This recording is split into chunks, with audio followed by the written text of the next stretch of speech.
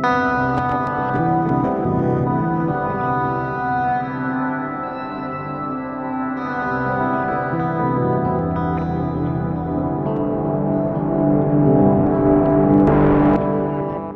of the things so interesting about the ancient art of memory and the people who taught it is that they would often talk about how you need to have your memory palaces well lit in order for them to work. And here we are in Helsinki in some very dark passageways, and I don't know the extent to which that is necessary or true, because I remember this passageway quite well.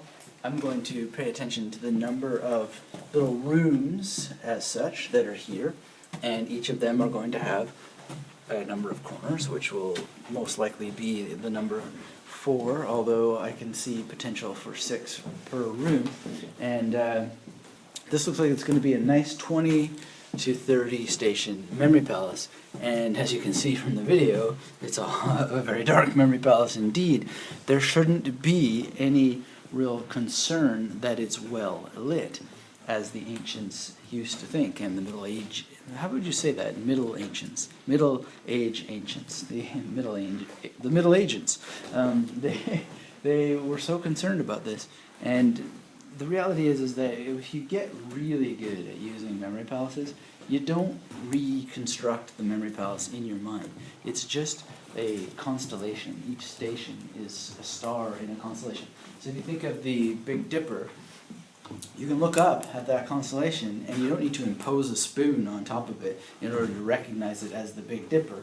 All you need to do is just say, you just see this alignment of stars, and you recognize it as the Big Dipper, and that's what you want to be able to do in your memory palace.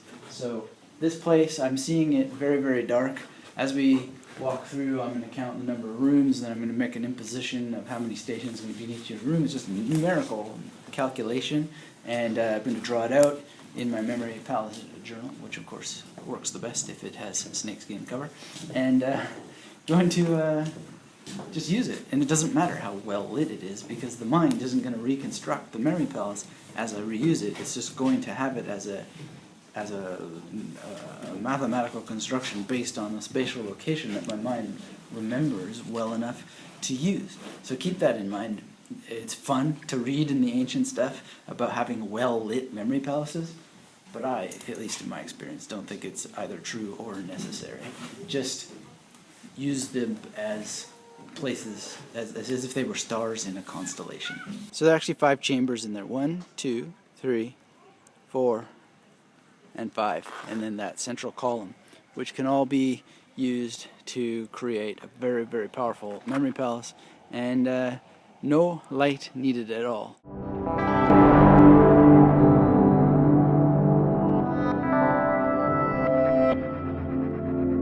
This guy looks like he's a bridging figure waiting to happen in a memory palace.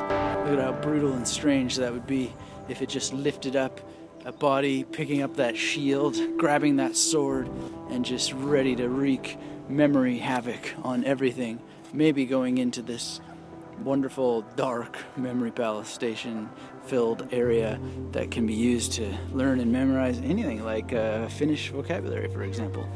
And yeah, just grab onto this stuff when you see it, because this, you never know when it'll come in handy, but it would come in handy eventually. And not only do you get the memory palace, but you get a bridging figure ready to go.